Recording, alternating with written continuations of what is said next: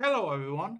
I hope you guys are having a great day. So, for today's video, we are going to be playing more rapid to get back our rating. We are currently at 2193, and we are facing an English defense. Uh, I think we are going to play d6. Okay, we have an instant pink kettle English structure. So, I am going to be trying um, a system that I have been experimenting around quite a bit. It hasn't been proved to be much of have much effect, but it's not a bad line. I think this is what I call a good sideline to play against the English, because I really don't want to go into any type of English structure. Like symmetrical English, for example, probably was one of the most popular. So, okay.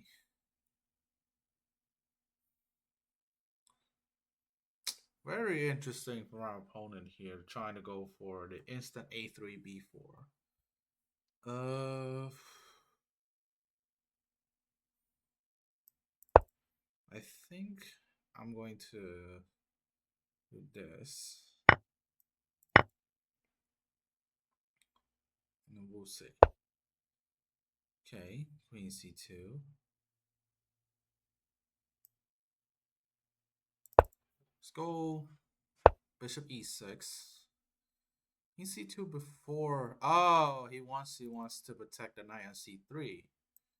Let's see. So he captures. Okay.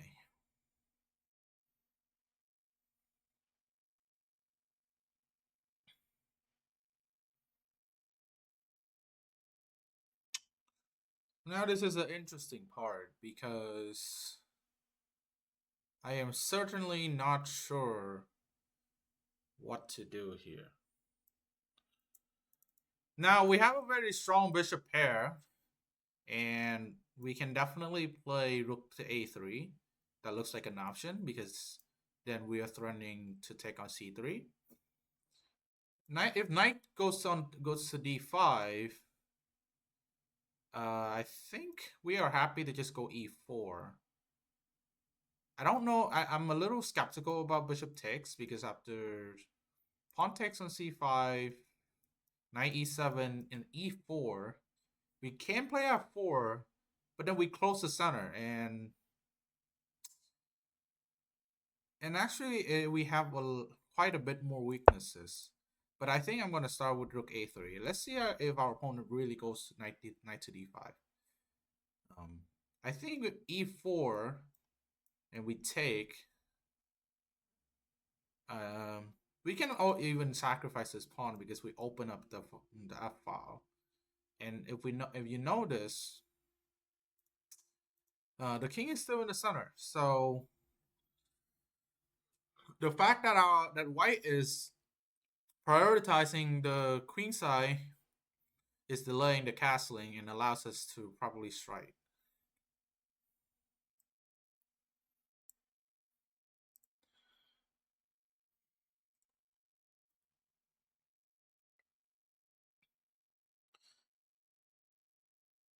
So yeah, so lately I've been playing a lot of tournaments. However, I have not been able to annotate any of them. So I haven't been able to post it up for you guys. But if you would like me to try to just annotate it while like live recording like this, then just please let me know, and I will try my best to going over my thoughts during the game. Okay, so we have queen to c1, and I think our opponent is really underestimating this, and I don't know if that's by intention or not. But if rook takes c3, queen takes c3, we can go e4. And knight d4 is not an option. If d4, we take the knight and we win the pawn on d4. So I think our opponent was. I think our opponent might think that we want to go rook to a8. So But we can definitely strike with rook c3. Now, after e4, let's say queen of d2, e takes f3, bishop takes f3. Um, knight to d4, bishop takes b7. It it looks okay. We're definitely sacrificing quite a bit of pawns here, and I'm not sure if this is going to go well. Although, oh, there's no although because my our rook is attacked. Hmm. Do we have enough time to do anything? Because I don't. I feel like I don't think so.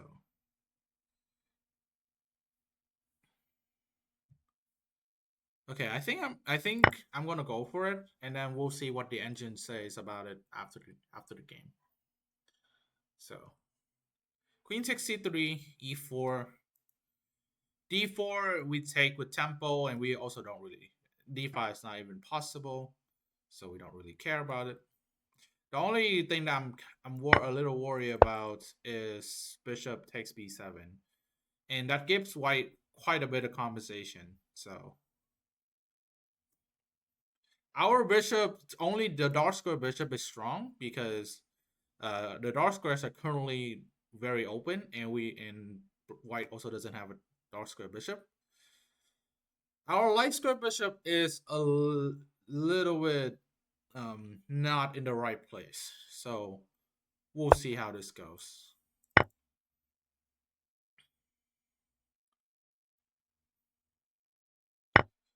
Bishop takes f3. Now, I think one interesting we can do is if we go knight to d4. Actually, knight e5 is also an option. Bishop takes b7. We could strike with d5. And if takes and we take, we successfully open up this. Now, do I want to go knight d5, e5 or knight d4? Now, knight d4, I think it runs into e3, right? Possibly. Uh, hmm. Knight d4 is very interesting, and I see a clear path with knight e5, but somehow I have a feeling that knight d4 is better. Knight d4, bishop b7, d5. Um, if c5, c6, castles, queen b7. No, castle doesn't even get out of there. The only thing I don't like about knight e5 is that if we go d5 takes, or even c5, a d4 is an option. So I'm gonna go knight d4. I think I trust that knight d4 works. And I am definitely trying to my best to use my time accurately while also trying to commentate on my games. Just take on b7.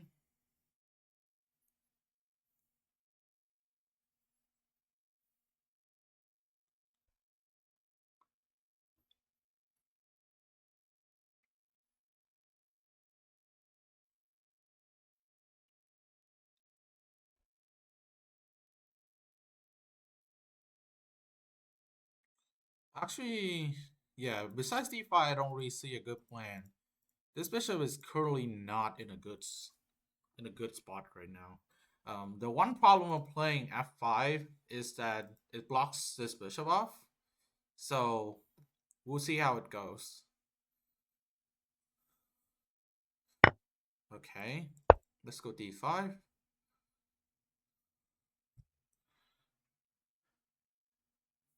And yeah, it's important that there's no e3 because we always have knight f3 check. And white actually does not get away with it even with castle because the king is still in the forking spot. So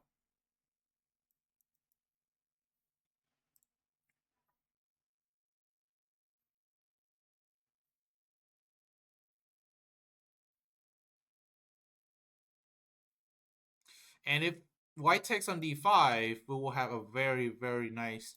The queen will be very active, and we resolve the issue of the bad bishop.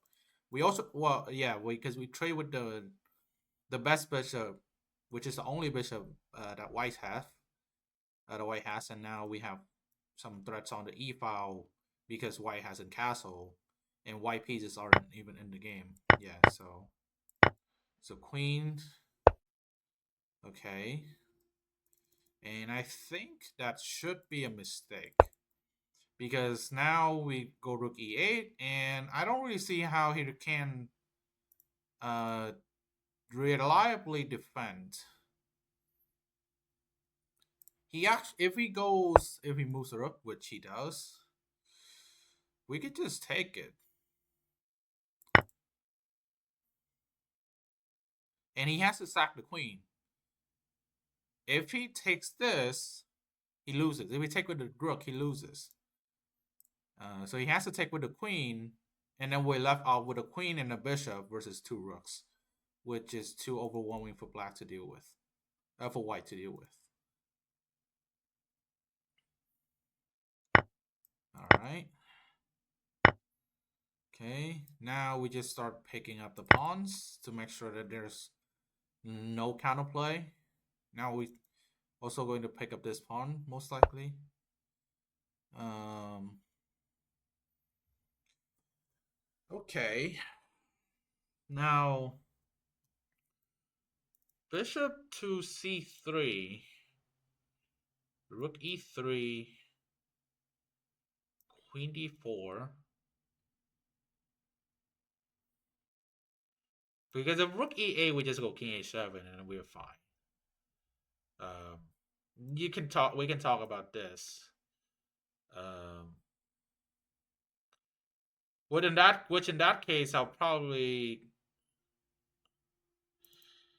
wait a second.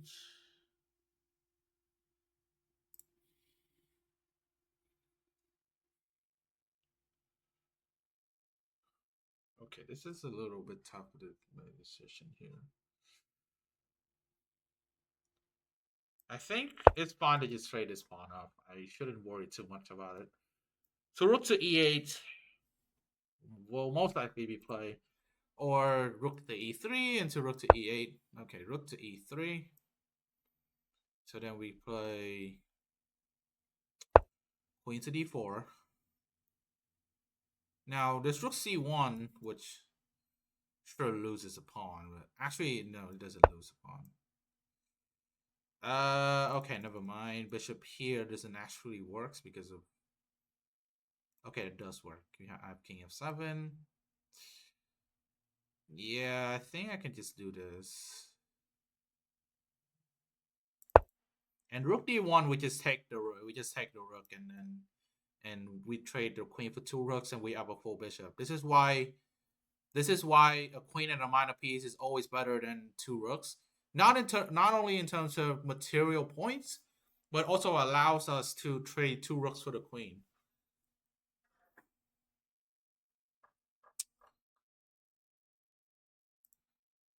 Okay, so we got a nice win here.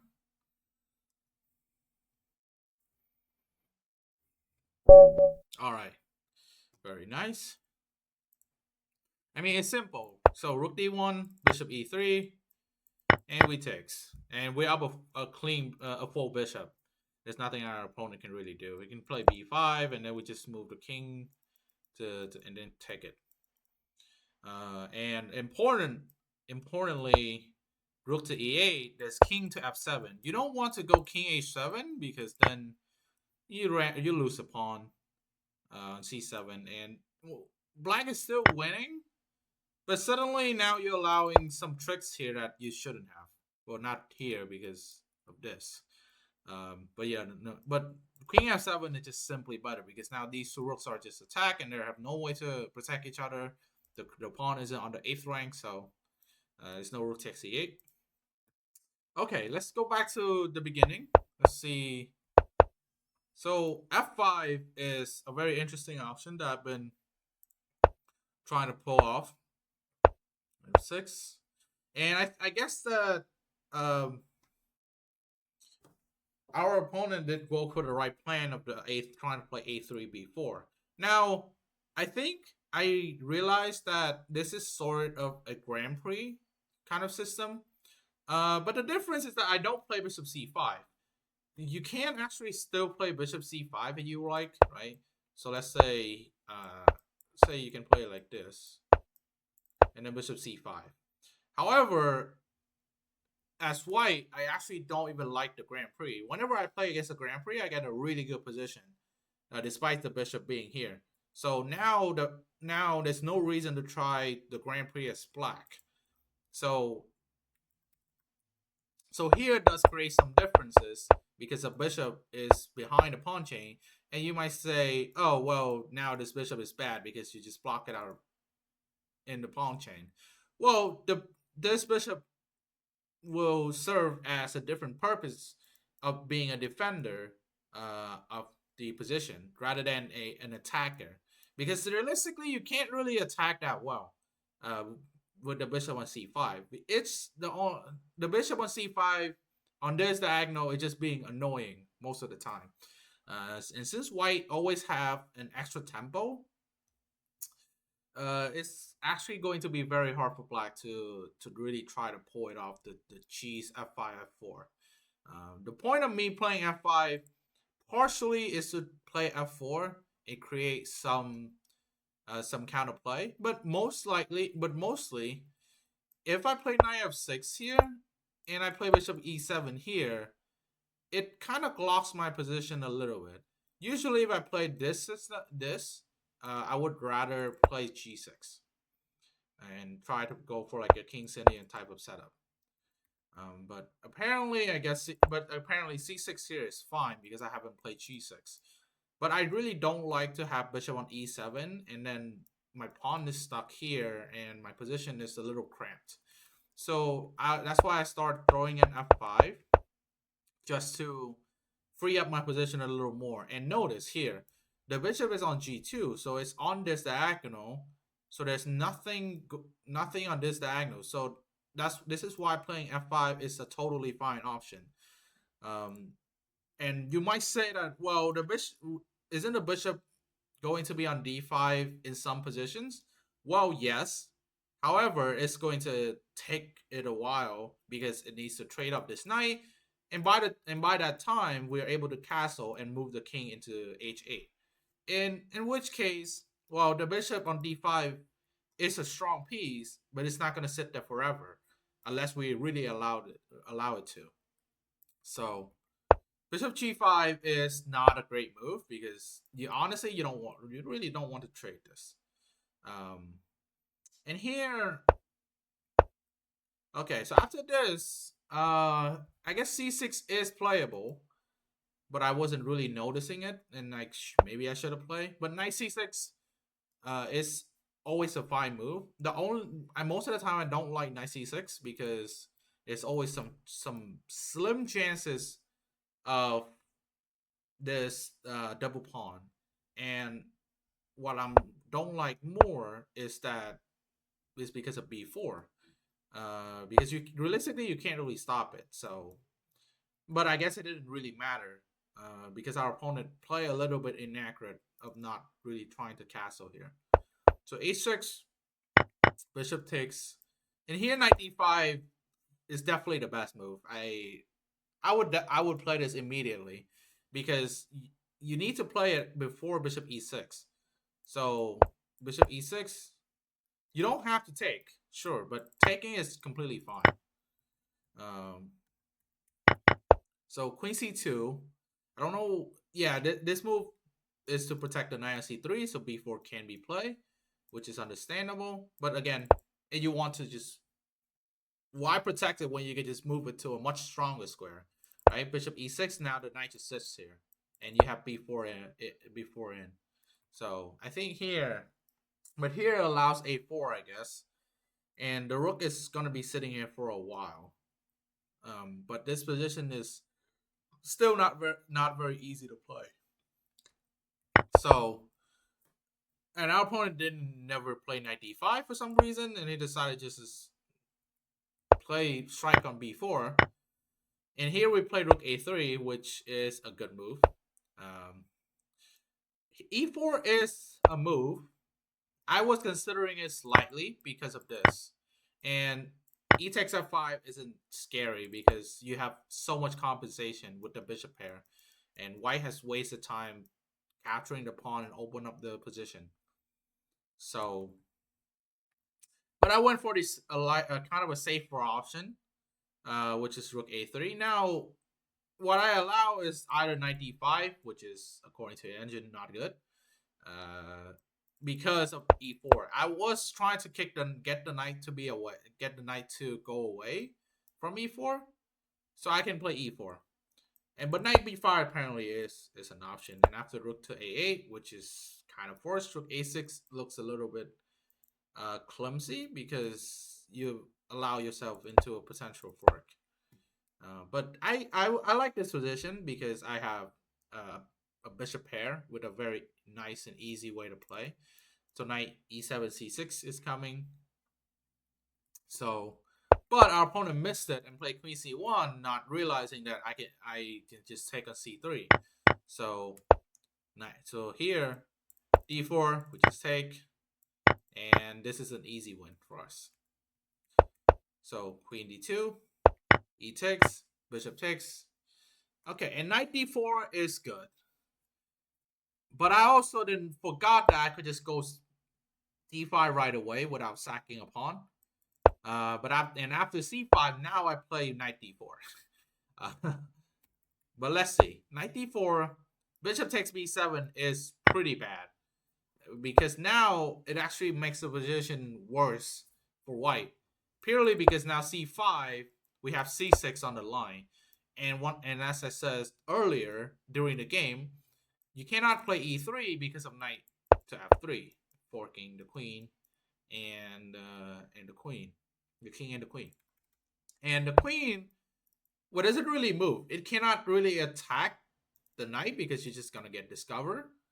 And the last problem is that this bishop becomes very weak. Now it's out of of its pink kettle square. It's just in a very awkward square. So now what does it do? Now even castle won't really save it. Queen d7, bishop a6, and now, well, we just get the bishop out of the game. And now we can start playing we can just start playing to the king side because apparently only the queen and the rook is involved into this. And while all of our pieces is looking at the king. So d5 takes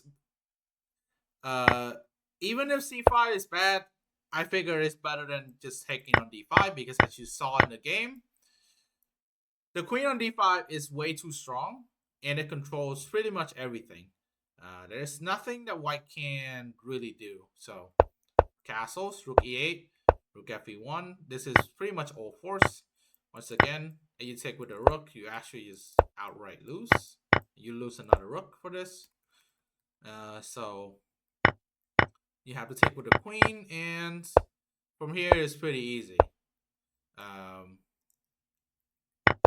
You can always, sure, you can give a check here and then go something like this. Or something like this, right? But then, of course, you can always just take it.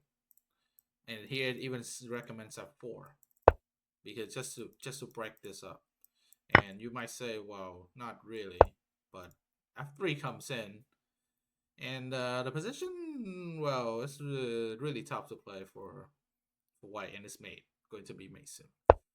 But our opponent will try to make something happen, try to gain this c7 pawn without actually moving all the rooks into the attacking. So yeah, and as I show, rook d1 runs into this. So yeah, I think very nice English game. I did pretty well. Yeah, I made no inaccuracy. Because I just follow. The good thing about playing the Reverse Sicilian is that sometimes you can play the systems that it might look a little bit dubious when you're playing as white, or in other words, giving equality. But as black, well, you're never really gaining an advantage, anyways. In a reverse Sicilian, white will always have the advantage, even if